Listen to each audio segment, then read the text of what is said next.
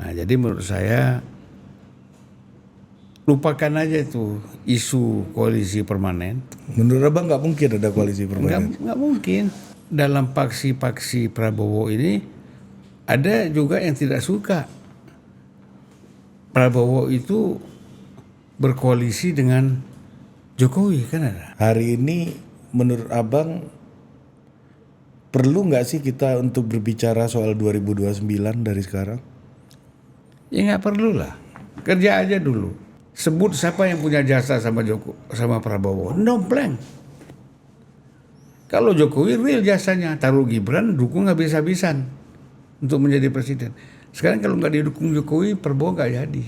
Prabowo kan ini suka zigzag juga, bukan nggak zigzag. Orang pikir Pak Jokowi aja zigzag gitu kan. Pak Prabowo juga tiba-tiba keluar amnesti. Saya bilang dari sekarang, Pak Prabowo itu pasti dengan Pak Jokowi. Saya bilang dari sekarang. Yakin Abang? Yakin.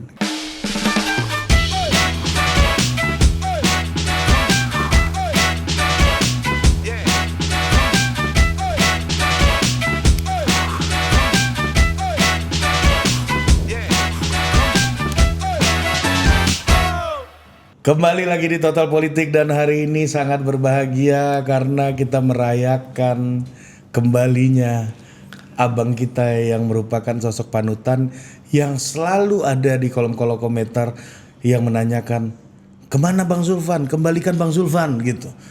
Saya curiga ini abang yang mobilisasi nih komentar-komentar.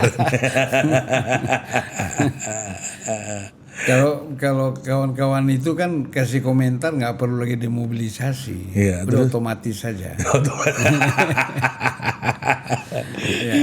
Abang gimana Bang? Ini perasaan hari ini Bang? Hari ini baru pertama saya ketemu dengan mikrofon lagi. Ya kan ini saya di podcast saya sendiri saya belum muncul. Itulah hebatnya kita. Tapi dibajak sama Hari, tahu-tahu saya muncul di sini. Ya kita ngobrol-ngobrol aja ya. Ya ngobrol-ngobrol santai Mumpung Bang. mau ngetes juga suara saya apa udah bisa ditangkap belum sama penontonnya. Bang, abang ini melihat nih situasi politik kita hari ini Bang, ya terutama apa yang terjadi di dalam internal pemerintahan Prabowo gitu ya.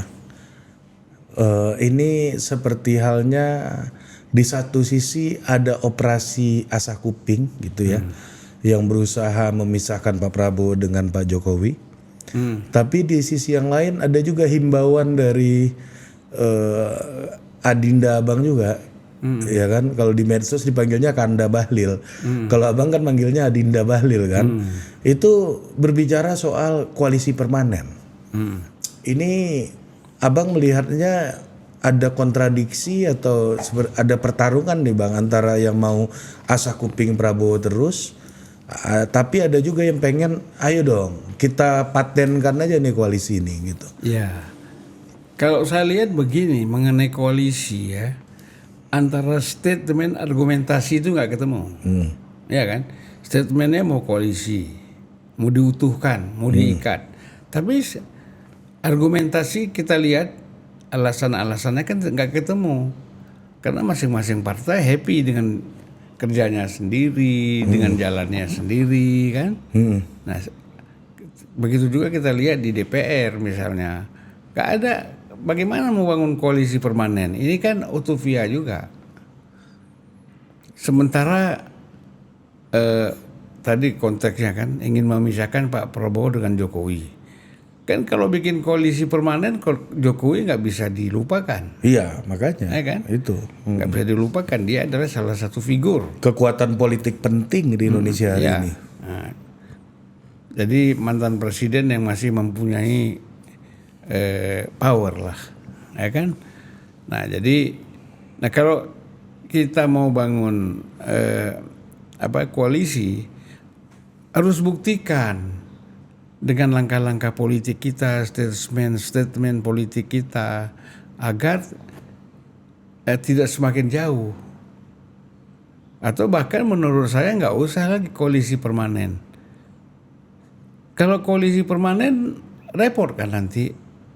Berarti koalisi ini majukan Prabowo lagi presiden atau Prabowo masih dengan Gibran, PDIP sendiri lagi.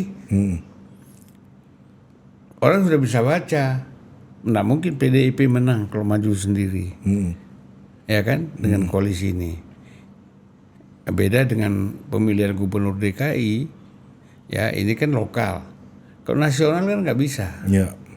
Nah jadi menurut saya lupakan aja itu isu koalisi permanen. Menurut Abang nggak mungkin ada koalisi permanen? Nggak mungkin. Iya kan? Sekarang kan dianggap dalam paksi-paksi Prabowo ini ada juga yang tidak suka Prabowo itu berkoalisi dengan Jokowi, kan ada. Saya sebut aja lah, Menhan misalnya. Pasti nggak suka itu. Dia kepengen Prabowo ini jalan sendiri dengan dukungan dia, kan gitu. Terus siapa lagi yang nggak suka menurut Abang? Yang lain sembunyi, nggak suka banyak. Tapi sembunyi-sembunyi kan. Nah,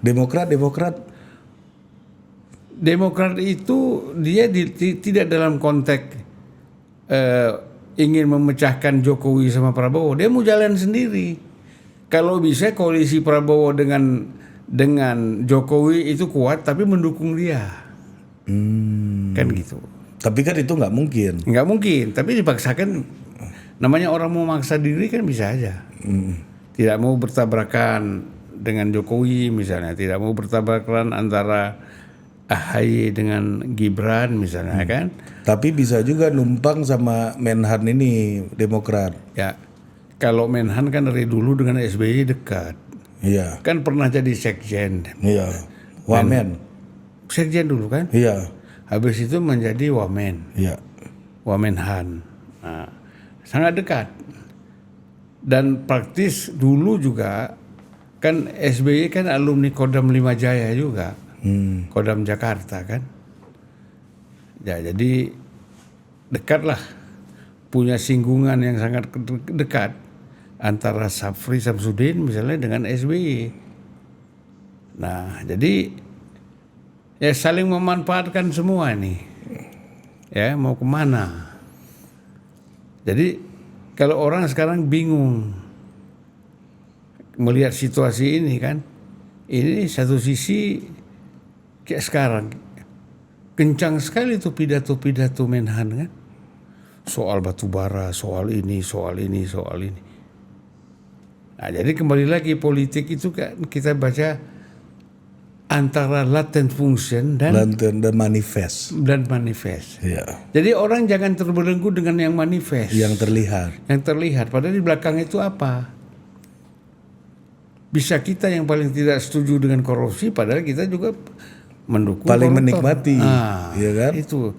Jadi di Indonesia ini kita kan terutama anak-anak muda ya yang main di medsos, jangan terlalu cepat percaya dengan tokoh yang mengeluarkan statement yang seolah-olah dia itu jujur, seolah-olah dia itu pejuang rakyat, pejuang kepentingan negara, pejuang kepentingan Republik. Harus dicek dulu latar belakang orang ini seperti apa. Baik itu yang di pemerintahan ataupun yang di non pemerintahan sama aja kan. Kita kan harus adil lihatnya kan. Semuanya. Tapi menurut Abang berarti koalisi permanen itu nggak mungkin terjadi karena dari internal koalisinya Pak Prabowo tidak memungkinkan itu. Salah satunya yang menginginkan perpisahan antara Pak Prabowo dan Pak Jokowi itu faksinya Pak Menhan Safri Samsudin ini. Iya, saya kira begitu. Kita kan bisa cium, ya. Satu misalnya, dengan ada pertemuan PKS dan Surya Paloh bersama Pak Safri, alasannya boleh dibilang itu biasa-biasa aja. Tetapi secara politik pasti ada tujuan yang lebih strategis. Ya kan? Orang tahu semua Surya Paloh sangat kecewa dengan Jokowi. Walaupun dia penyebabnya sendiri. Ya kan? Nah, begitu juga PKS. Ya kan? Minta. Nah, ini nanti kan ketemu di permukaan ya. tidak bisa berkoalisi permanen juga antara PKS, Nasdem dan Demokrat. Iya, kemarin udah dicoba kan. Kok koalisi temporer aja nggak bisa, apalagi bisa. permanen 3 Dan partai itu. sangat penting kan. Nah. Tapi mau dipaksakan lagi. Nah, mungkin pengikatnya itu Pak Safri. Ya. Dianggap bisa mengikat ini.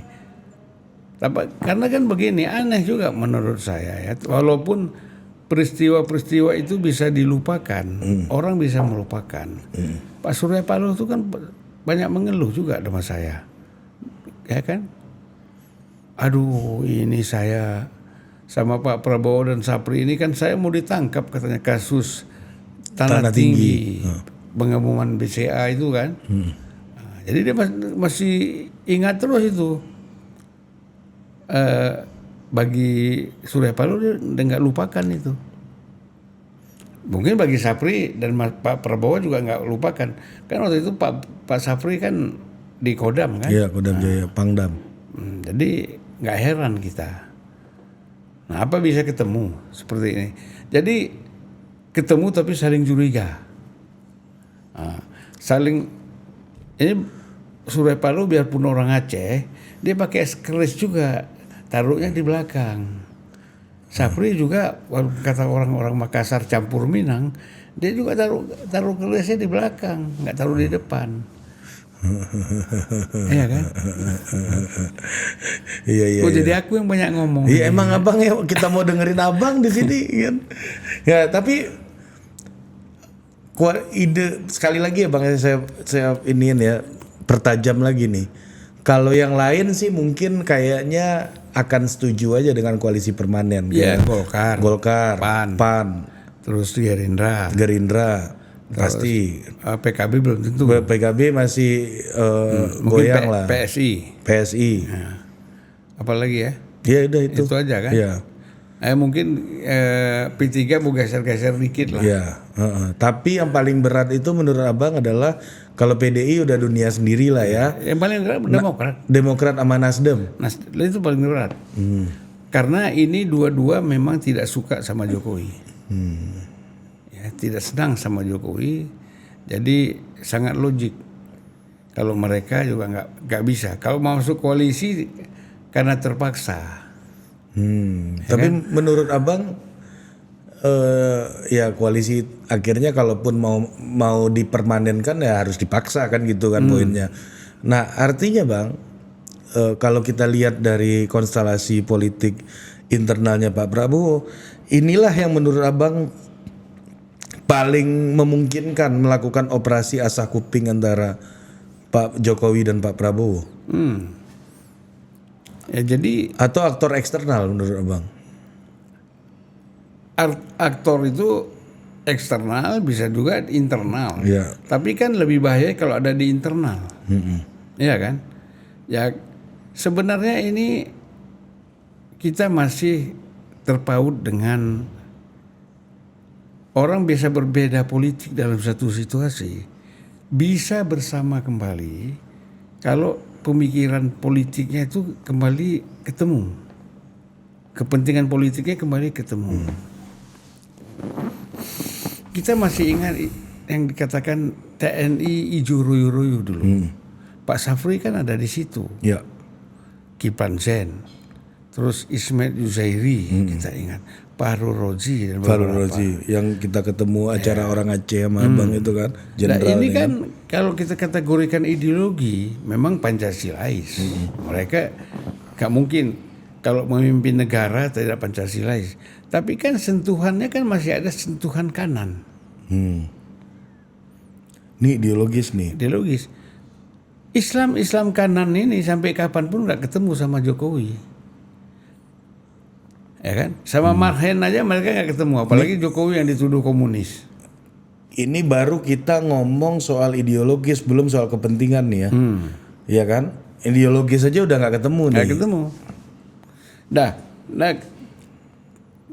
sikap politik SBY misalnya, Demokrat, agak ketemu dengan ini. Agak ketemu. Di mana ketemunya emang Pak SBY agak ke kanan bang? Dia dimanfaatkan. SBY kan mudah kalau ketemu dengan PKS. Iya benar. Lebih mudah. Ya kan? Dan kita tahu pemikiran-pemikiran kanan memang banyak di Demokrat. Ya. Gimana Bang? Bukannya Andi Arief di sekitar Pak SBY, Pak Bang Rahlan yang merupakan aktivis-aktivis yang dulunya dianggap kiri. Kita kan itu bicara di permukaan. Yang laten. Tapi yang lain kan nyusun kekuatan di dalam. Kita tahulah.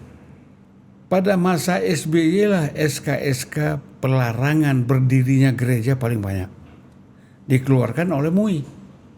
Karena ada bukan dukungan ya, tapi MUI melihat bahwa ini memang SBY pasti membuka peluang untuk itu. Gitu. Ya orang kalau dibuka peluang kan bisa dilakukan kan gitu. Bahkan dulu pun saya seingat saya ya, Pak SBY itu waktu kalau ada kasus-kasus terorisme pun dikelola kan bahasanya kan. Harus dikelola gitu, nggak bisa langsung dilawan. Kalau Jokowi kan HTI dibubarkan kan. Ya. SBY dipelihara, diayun-ayun lah. Ya. Supaya bisa menjadi kadang-kadang bisa menjadi kawan. Dalam situasi lain bisa menjadi lawan. Karena kan ini kepentingan praktis, bukan kepentingan ideologis kan.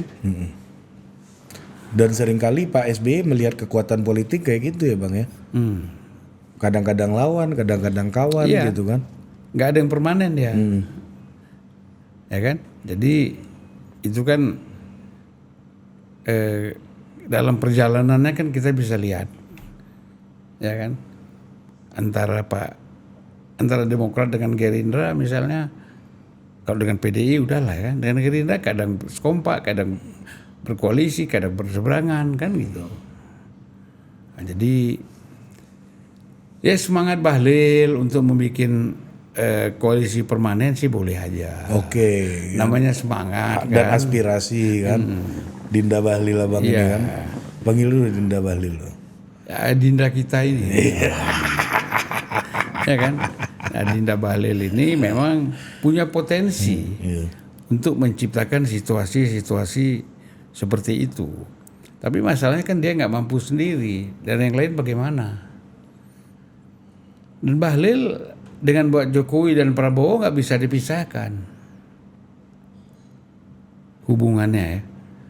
Bahlil ini termasuk perekat antara Jokowi dengan Prabowo. Dia berupaya terus itu. Jangan sampai retak. Di sisi lain banyak orang yang mau asa kuping dan itu yang membuat konsekuensinya Kanda Bahlil ini juga disikat di media sosial kali. Nah, iya pastilah. Tapi kan nggak apa-apa. Yang sikat itu kan nggak banyak. Ya kan? Nggak banyak yang sikat itu. Teman toanya lebih banyak. Ya kan? Jadi kelihatannya besar gitu kan. Padahal enggak. Yang pendukung ini diam aja. Ya karena pendukungnya diam. Iya. Sementara yang nggak setuju berteriak terus. Ya kan? Ya sama kayak nonton bola lah. Kalau misalnya Barcelona lawan kelas klub kecil dan main di kandang klub itu, penonton Barcelona kan udah tahu kita pasti menang nih, ngapain teriak-teriak. Klub kecil ini kan wahu bawa gendang, bawa ini, bawa itu semua kan. Harus kelihatan serem. Biar mentalitasnya terganggu juga kan yang tapi tergantung. Karena kalau kelas seperti Barcelona, Madrid, MU misalnya kan, lain-lain, Arsenal, karena merasa klub besar, nggak ada urusan dengan ancaman-ancaman seperti itu. Nah begitu juga kan Golkar, Gerindra sebagai partai besar nggak mengkhawatirkan. Nah kalau abang lihat sekarang di sekitar Pak Prabowo itu dengan tentara makin diberikan ruang yang luas ya. Saya nggak bilang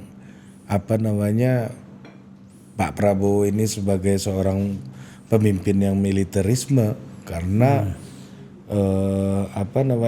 beliau ini udah pemimpin sipil karena sudah terbukti membesarkan sebuah partai politik gitu ya.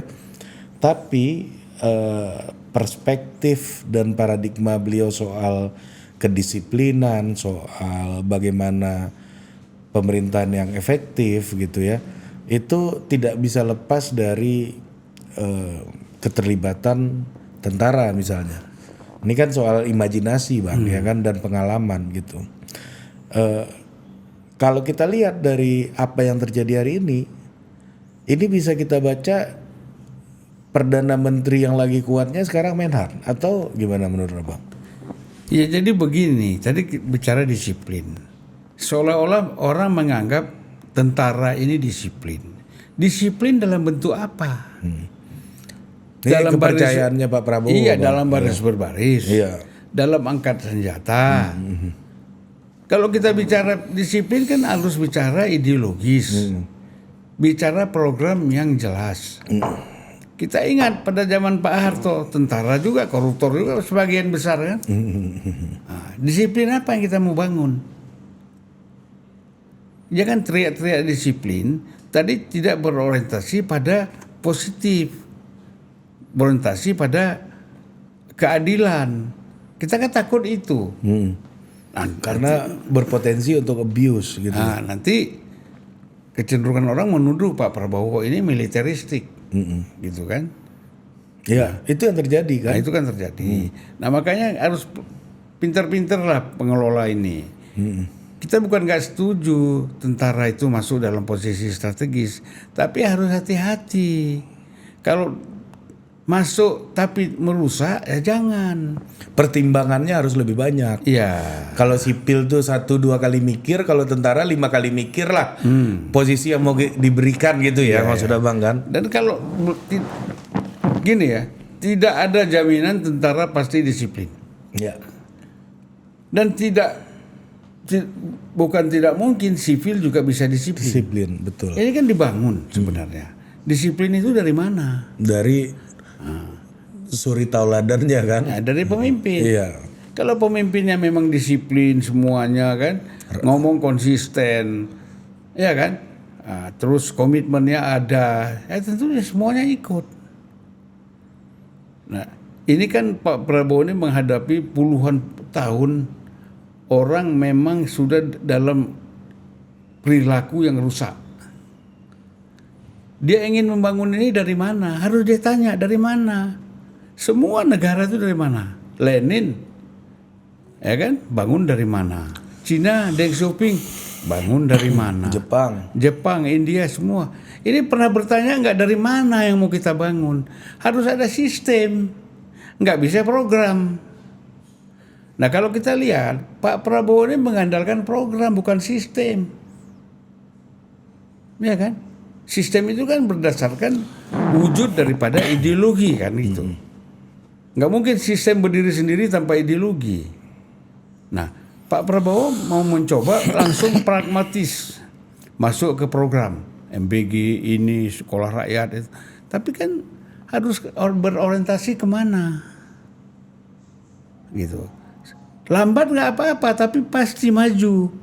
Daripada cepat pasti mundur juga percuma Pak Ari. Iya Bang. Gitu. Ke Pak Prabowo aja Bang, jangan ke saya Bang. Nggak ada manfaatnya Abang ngomong ke aku. Enggak kan lebih sering ketemu Pak Prabowo. Enggak kan kita bareng terus ketemu. Abang ini ya. Saya kan Ari yang ngajak. Enggak lah, mana ada saya bisa ngajak Abang. Nah, tapi apa yang dilakukan hari ini menurut Abang bukannya dengan banyak program sistem akan berjalan dengan sendirinya, dalam artian gini.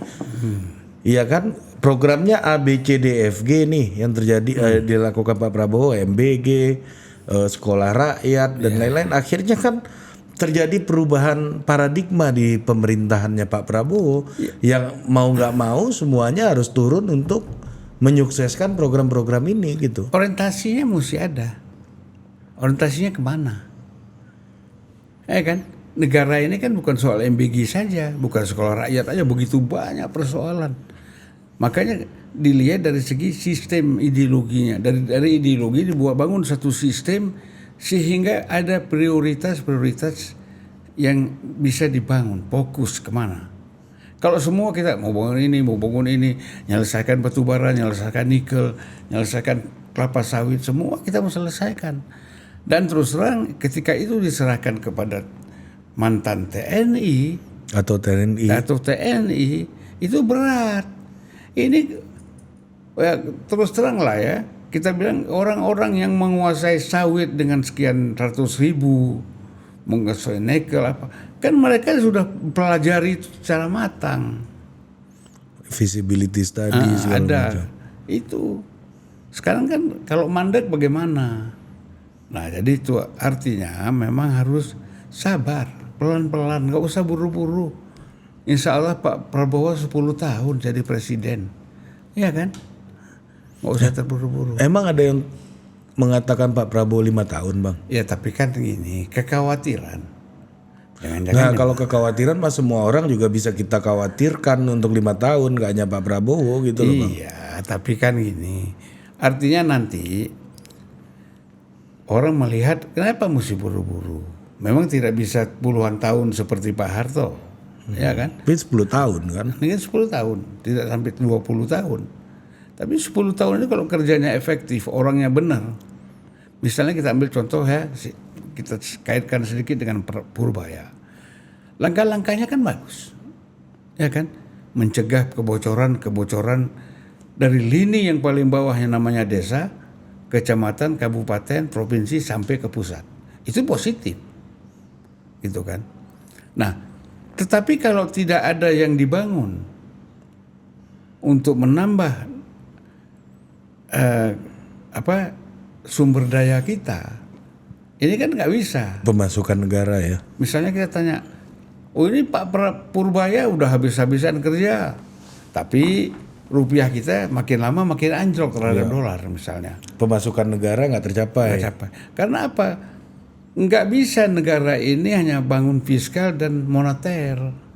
Ada sektor perdagangan, ada sektor industri, ada manufaktur. Ini yang bisa membuat stabilitas keuangan kita. Ya kan? Kalau ekspor kita besar dari manufaktur, industri kita segala macam, kan praktis rupiah kita kan menguat.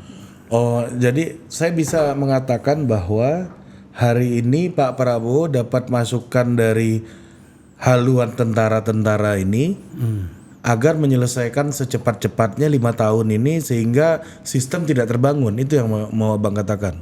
Ya memang tidak terpikir untuk membangun sistem. Ya kan?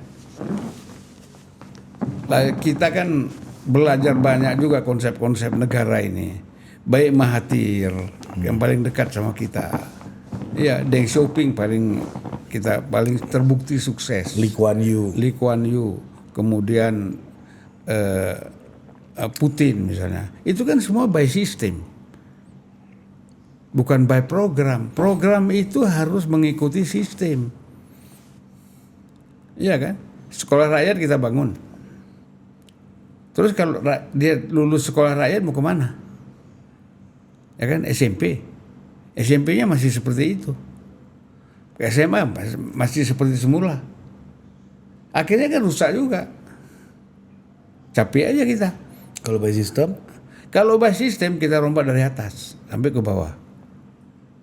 Nah, bikin pilot project yang serius. Ya kan? Ini kemana ini nanti? Kan ada model. Model pendidikan itu kan mesti ada. Sekarang pengalaman saya melihat Malaysia misalnya, mereka buku gratis. Betul-betul gratis, tidak ada embel-embel. Dikelola oleh Balai Pustaka. Ya kan? Yang cetak semuanya Balai Pustaka. Nah, disinilah disiplin dibangun. Anak murid tidak boleh mencoret buku. Tidak boleh ada yang sobek di sekolah itu. Kalau ada yang sobek dia bayar. Ya kan? Karena apa? Buku ini akan dipakai lagi oleh penerusnya nanti. Jadi kan negara nggak buang biaya untuk cetak lagi yang baru. Iya, jadi satu kurikulum bisa bukunya dipakai tiga angkatan, 4 angkatan per kurikulumnya ya. Dan itu disiplin sekalian. Tidak boleh coret-moret. nggak ada coret pensil kayak pulpen, nggak boleh. Kan disiplin tuh. Kalau kita karena nggak disiplin, coret tembok segala macam, pilok ya kan, macam-macam ditulis di sana karena nggak ada disiplin. Jadi disiplin itu kan mulai dari pendidikan. Kalau Pak Prabowo mau membangun kedisiplinan di masyarakat, ya prioritasnya adalah pendidikan yang qualified dulu. Ya pendidikan Iya keseluruhan. kan, ya sistemnya keseluruhan ya maksudnya ya. Ya, komprehensif. Ya tapi kita kembali lagi Bang ke dalam diskusi banyak masuknya ide-ide yang melibatkan tentara gitu ya. Ini menurut Abang ini keinginan Pak Prabowo kah atau ada yang menyusupi ini ke Pak Prabowo? Kemungkinan katakanlah Prabowo pengen. Kedua ada penyusupan. Ketiga memang ada desakan. Ya kan? Nah, gimana bedanya ketiganya ini apa? Ya, desakan ini kan bisa secara personal langsung kepada Pak Prabowo. Grup komunitas misalnya kan. Ini tambah berapa batalion nih kita harus tentara harus komunitas angkatan 73, komunitas angkatan 74, komunitas angkatan 80 macam-macam kan. Itu kan ada desakan gitu. Nah, jadi kembali lagi semuanya apapun yang dilakukan oleh faktor eksternal kembali kepada presiden.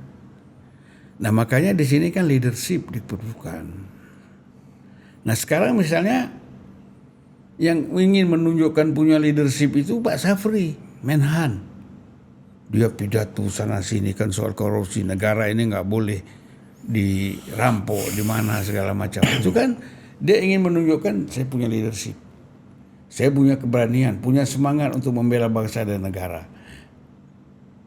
Sebenarnya sikap-sikap sebenarnya offset. Seharusnya yang begitu presiden atau wakil presiden. Ini Menhan, ya kan? Punya 3 angkatan di belakang dia, punya anggaran besar, gitu kan? Jadi sehingga orang khawatir dari sini muncul yang namanya semangat ya militeristik. Ya karena pergaulannya Pak Prabowo dari dulu ya itu kan. Iya. Kalau Pak Prabowo alumni UI kan yang ngasih feeding alumni UI juga kan gitu. Iya. Ya kan? Ya kayak SBY lah. Dia tentara, tapi tidak banyak memberikan porsi kepada tentara. Feedingnya dari alumni IPB. Iya kan? Gitu. Ya. Nah, Mas jadi Lili dulu ya. Nah, jadi yang kita ingin sampaikan, Pak Prabowo sabar, hati-hati, ya kan? Dia seperti yang pernah dia bilang sama kita waktu itu, solidaritas dia dengan teman itu nomor 1. Nah sehingga kan teman dia bergaul ya banyak tentara, kita mau bilang apa? Solidaritas dia di situ. Tapi jangan terjebak, ya kan? Memang ginilah, jangan overestimate pada kemampuan kita. Nggak ada masalah ini. Saya kuat, saya ini, saya itu, didukung banyak orang. Itu overestimate. Jangan juga underestimate kepada masyarakat, kepada rakyat, kepada kekuatan sipil. Jangan underestimate. Nah, jadi semuanya kan harus harus mengoreksi diri, harus membuka diri, berdialog. Pak Prabowo kan sudah ngarang buku banyak. Banyak-banyak berdialog lah. Jadi jangan ketemu asal senyum-senyum salaman aja. Berdialog, berdiskusi, cari input, jangan monolog. Nah, jadi orang senang, ya kan? Masukan-masukan itu terus ngambil keputusan dari situ. Ya. Walaupun di samping itu dia sudah punya kesimpulan sendiri. Nggak salah kalau presiden punya selera sendiri kan nggak salah. Nggak salah, tapi kalau ada masukan demi perbaikan kan lebih bagus. Menurut Abang sekarang, saya nggak bilang Pak Prabowo nggak punya nggak dapat input ya. pasti beliau punya teman diskusi lah, nggak mungkin enggak. Cuma apakah menurut abang sumber informasinya Pak Prabowo itu udah representatif dan variatif apa cenderung seragam? Menurut saya jangan-jangan dia menganggap semua sama aja. Sehingga dia jalan sendiri. Ya kan? Saya ambil contoh misalnya. Ini dikritik orang ya. Kita memberi ke hutan Brazil itu 16,6 triliun. Sementara waktu bersamaan kita terjadi bencana. Ini kan banyak dikritik di media sosial. Apa yang kurang di sini? Tidak transparan. Disampaikan aja secara transparan itu apa. Gitu kan. Nah kalau nggak transparan kan orang curiga. Ya kan? Nah jadi kita harapkan apa-apa dijelaskan secara transparan. Terbuka nih. Apa sebabnya kita membantu 16,6 triliun pada Brazil?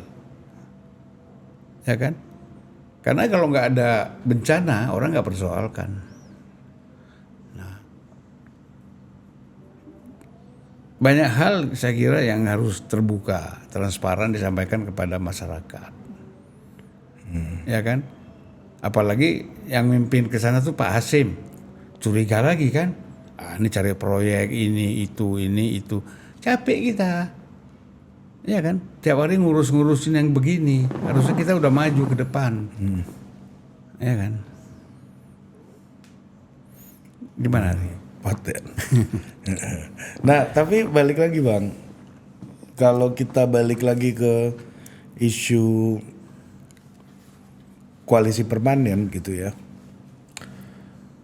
Hari ini menurut Abang perlu nggak sih kita untuk berbicara soal 2029 dari sekarang? Ya nggak perlu lah. Kerja aja dulu. Ya kan? Nanti siapa yang... Ini kan urusan partai. Nggak usah riku. Ini urusan partai nanti 2029. Kita mau bilang koalisi permanen, tiba-tiba Gerindra nanti mau majukan wakil presidennya si Deddy Mulyadi misalnya. Walaupun kemungkinan kecil.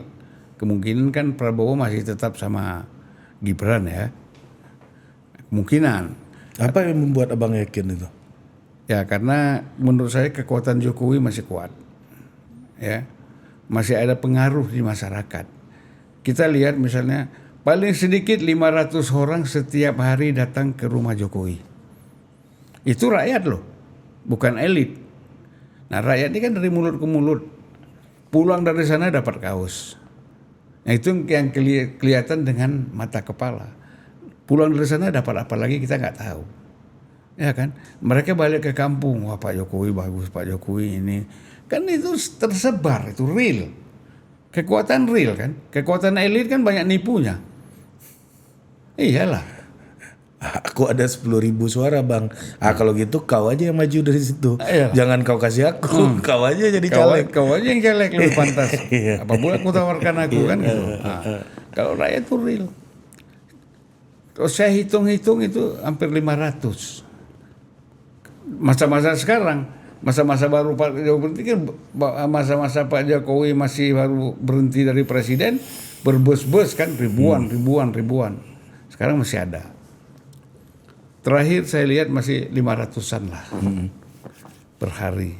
Nah itu kekuatan. Kalau 500 satu hari kita menjelang pilpres kita 2029, berapa hari lagi itu?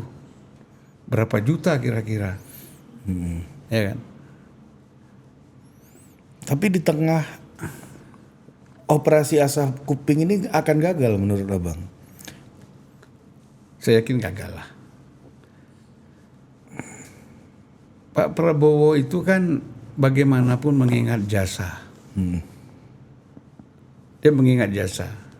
Jasa Pak Jokowi itu besar. Yang lain kan nggak punya jasa, dompleng. Sebut siapa yang punya jasa sama Prabowo, dompleng. Kalau Jokowi real jasanya, taruh Gibran dukung habis-habisan untuk menjadi presiden. Sekarang kalau nggak didukung Jokowi, Prabowo nggak jadi. Iya kan? Prabowo mengambil Gibran karena dia yakin Jokowi dukung dia jadi presiden. Nah itu kan pegangan itu. Nah sekarang Pak Prabowo mau 2 kali, siapa? AHY itu misalnya. Alah nggak ada lah. Kan Pak SBY juga masih punya kekuatan, Bang. Punya kekuatan, tapi nggak real. Nah, gimana tuh Bang? Ya nggak real. Semua orang kan punya kekuatan, tapi kalau ketika dihadapkan dengan realitas, mana kekuatannya? Buktikan Demokrat melorot terus suaranya di DPR kan? Kursi paling sedikit sih sebenarnya. Ya, itulah. Bagaimana kita bilang punya kekuatan? Lebih punya kekuatan Pak Surya Paloh, Nasdem, Daripada Pak SBY. daripada Pak SBY. Cuman SBY kan karena mantan presiden dianggap lebih besar kan itu. Sebenarnya enggak, lebih besar Surya Paloh. Iya ya, kalau ketokohan politik di parlemen hari ini ya Surya Paloh. Surya Paloh. Iya. Ya kan dibandingkan Prabowo. Dibandingkan Jokowi. Dibandingkan SBY. Iya. Sorry lah, ini kan baru sembuh stroke kan. Iya. Jadi baru sembuh dari stroke, dia ajak dialog sama Ari. Saya dibohongin juga ini. Tadi dia bilang, Bang kita ngopi-ngopi aja. Tentu sampai sini di depan mic kita. Iya, tapi kan yang penting kan kita menyampaikan pikiran, ya kan? Jangan sampai pikiran yang tersumbat lagi, Bang, ya kan? Iya. Dan saya setuju. Nah, kemarin itu aku ke Sibolga, Bang. Ketemu Bang Masinton di sana. Emang udah kelihatan capek wajahnya itu, mukanya itu lelah banget gitu kan. Ketemulah sama orang-orang nanya abang kan, Bang Sulfan mana katanya. Ini Bang, dia ini Bang, ini Rasul nih Bang katanya.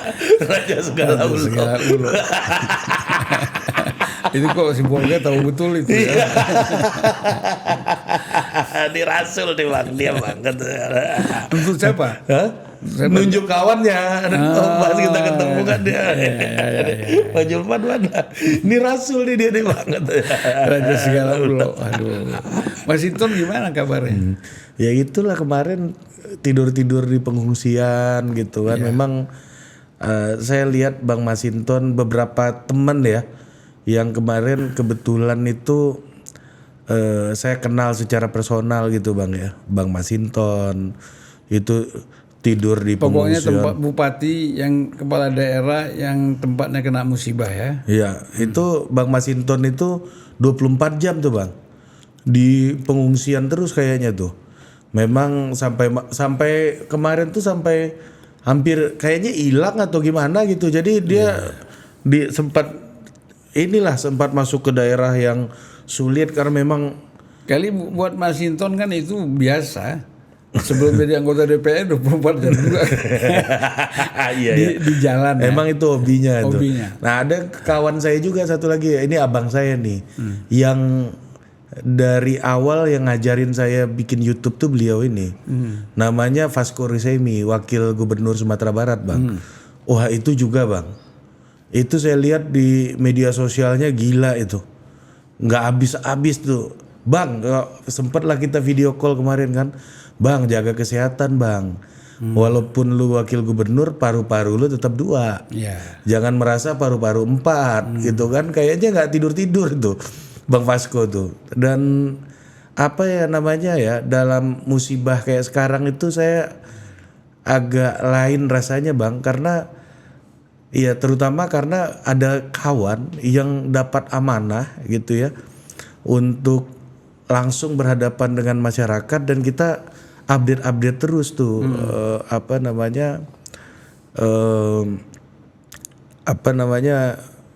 gimana situasi gitu. Jadi saya langsung dapat informasi kayak Bang Sinton itu, kayak Bang Vasco kan, Bang gimana kampung kita Bang gitu. Saya telepon kemarin. Ya kan, kalau kampung ini kan saya harus tanya abang gitu kan. Ya kan, kalau ini abang kalau jerih payah abang kan udah kelihatan gitu kan, udah kesibukan abang udah nggak ada lawannya lah gitu kan. Tapi itu yang saya lihat Bang. Kasihan lah ya lihat mereka. Memang kecuali Bupati Aceh Selatan ya. Iya, Nah, yang pergi umroh. itu saya nggak kenal Bang. Ya, Kalau yang komit ini Mas Hinton sama Bang Vasco ini ya kita kenal. kenal baik lah. Dua-duanya kenal baik gitu. Kalau Mas Hinton kan PDI, kalau Bang Vasco ini kan Kabinda Bang. Kader binaan Bang Dasko kan, Kabinda dia. Tapi inilah ya yang memperlihatkan bahwa ya di satu sisi memang kritik terhadap pemerintah, kritik terhadap pengelolaan alam itu valid untuk diajukan gitu ya. Tapi di sisi yang lain ini juga ujian bahwa di daerah-daerah kita masih punya pemimpin yang berkomitmen besar terhadap situasi rakyat, walau lepas dari apa yang terjadi di Aceh ya. Ya apa yang terjadi di Aceh itu kan menunjukkan bahwa nggak semua pemimpin juga punya komitmen. Tapi yang punya komitmen juga ada. Gitu kan. Mualim itu punya komitmen. Mualim, iya Mualim. Iya. Gimana Bang lihat Mualim Bang? Itu kesayangan Pak Prabowo kan? Iya, saya lihat dia ini kalau pejuang lah. Kan dia berjuang itu terlepas dulu dia mau bikin Aceh Merdeka atau apa GAM kan. Dalam konteks kan dia sayang sama rakyat. Abang kenal ya Mualim ya? Saya kenal tapi nggak dekat. Nggak dekat. Nggak pernah ngobrol begini ya. Tapi teman-temannya kan teman-teman saya juga. Iya kan anak buahnya banyak dari HMI juga kata Pak JK kan. Kalau kita lihat keseriusan Mualim itu luar biasa. Terlepas dekat atau enggak dengan Pak, terlepas karena dia dekat dengan Pak Prabowo. Tapi dia kerja. Dan dia sedih ketika melihat sembako itu dibawa lari, dibawa kemana-mana, bukan untuk rakyat, ya kan? Jadi disitulah kita lihat pemimpin dalam musibah ini betul-betul tampil di depan bersama rakyat untuk menyelesaikan persoalan-persoalan yang dihadapi. Iya. Tapi ya itu yang Aceh Selatan ini kan akhirnya kalau ada yang bilang pemimpin ini cuma pencitraan karena bencana gitu ya. Kalau mereka dapat citranya, ya itu kan urusan mereka lah. Tapi kewajibannya kan dikerjakan semua. Iya. Nggak semuanya loh ngerjain kewajiban, buktinya yang Aceh Selatan. Nah ini jadi malah jadi alasan buat yang lain sebenarnya. Apa blessing in disguise lah gitu kan buat yang saya lain. kira kan gitu. banyak bupati kepala daerah tingkat 2 misalnya di Aceh yang ikut bahu-membahu bersama dengan Mualim untuk bagaimana mengatasi bencana. Itu kan ada kabupaten yang paling berat itu kan Biren, Aceh Utara, Tamiang, Aceh Timur, Aceh Tengah dan Bener Meriah misalnya. Iya kan? Daerah lain kemudian jauh dari hutan karena lebih banyak di pinggir laut. Nah, jadi kalau kita lihat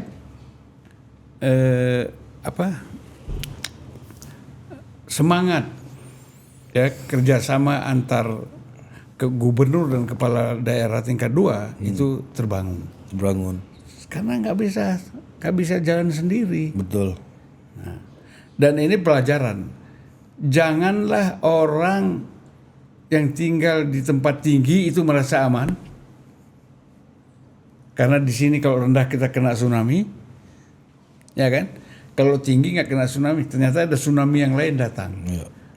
Jadi tempat itu di mana saja sama. Ya, Tergantung kita mau menjaga mengelola alam ini dengan baik atau tidak. Ketika tidak kita kelola, dimanapun setinggi-tingginya kita pindah, ada aja musibah.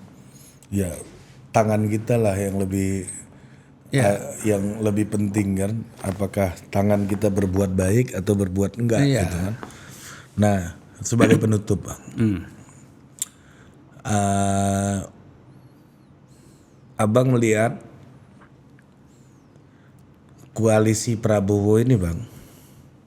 Kan tadi Abang bilang 2025 2026 ini belum, bahkan masuk 2026 nanti saya nggak tahu nih.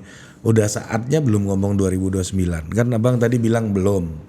Ya bekerjalah gitu. Nah, pertanyaannya Bang. Kapan barang ini nggak mungkin lagi jalan bersama itu saat kapan menurut Abang?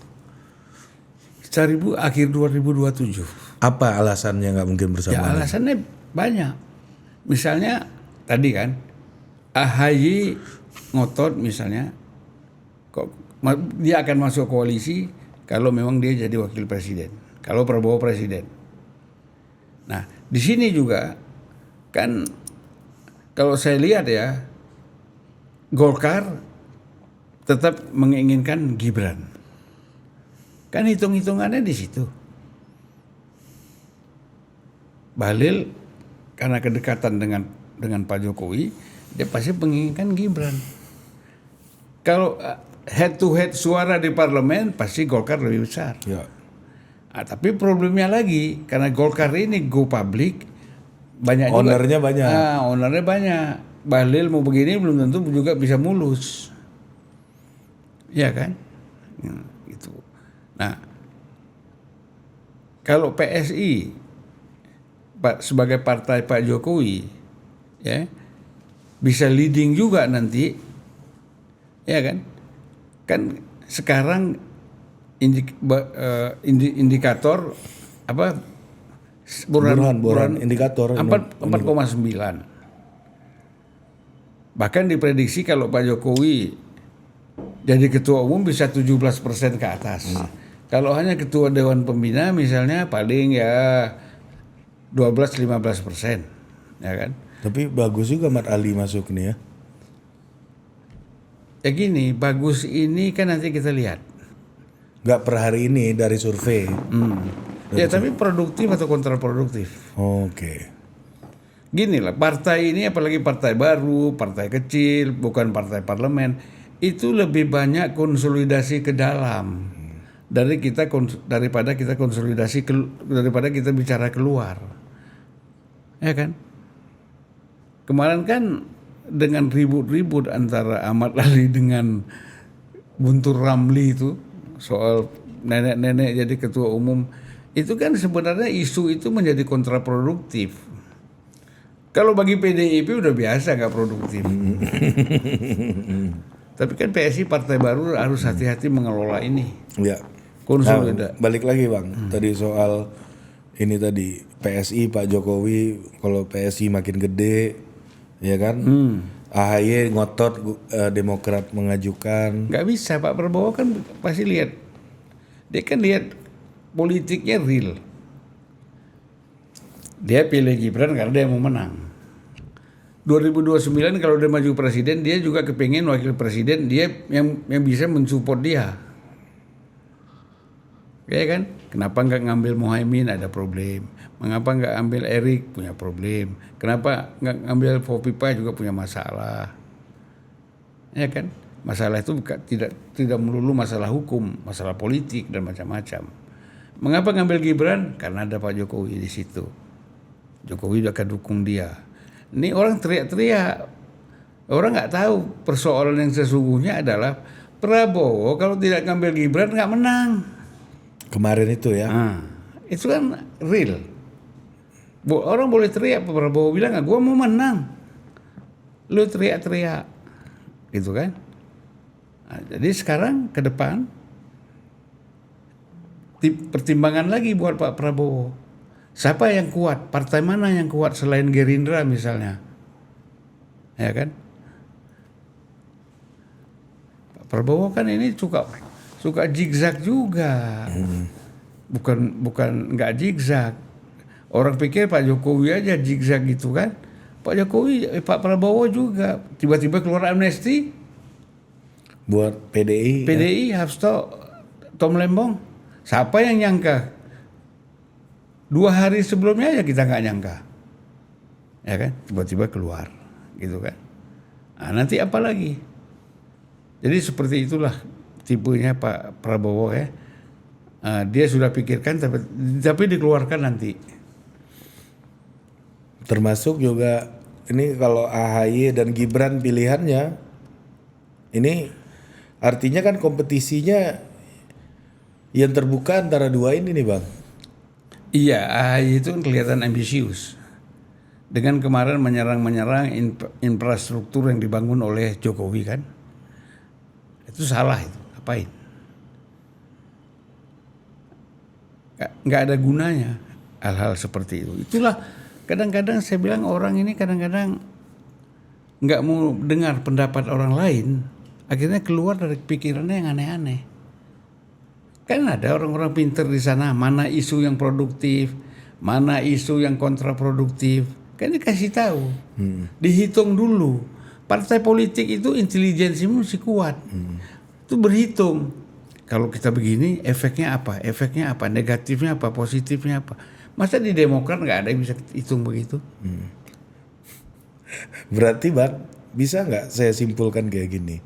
Kalau kompetisinya antara dua kekuatan ini, kalau ada yang nyerang Pak Jokowi, kemungkinan ada andil Demokrat. Kalau ada yang nyerang Demokrat, kemungkinan ada andilnya orangnya Jokowi. Ya. Walaupun tidak di manage ya, Iya. walaupun tidak di manage, tapi itu bisa jadi. Bisa jadi tumbang apa the enemy of your enemy is my friend. Ya, bisa jadi. Bisa jadi ya. Sangat mungkin, sangat mungkin. Berarti siapa yang nggak berkawan sama Demokrat bisa jadi dihantam oleh Demokrat. Siapa yang nggak berkawan sama Pak Jokowi bisa jadi dihantam oleh siapa yang berkawan dengan Demokrat bisa jadi dihantam oleh gengnya Pak Jokowi. Siapa yang berkawan dengan Pak Jokowi bisa jadi dihantam juga oleh gengnya Demokrat. Ya, tapi kan kalau tipenya Pak Jokowi ini kan tidak frontal, Ya. ya lebih santai, lebih banyak Simbolik. jadi nggak konfrontatif. Dan biasanya itu lebih unggul nanti. Gitu. Ya. Lebih unggul karena lebih mungkin bertahan sampai menit akhir. Ya, kalau ini habis tenaga, nafasnya habis duluan. Pelari maraton, ya kan? Ya, jadi memang gaya politiknya Pak Jokowi nggak sprinter ya. Enggak pintar. Dia pelari maraton kan.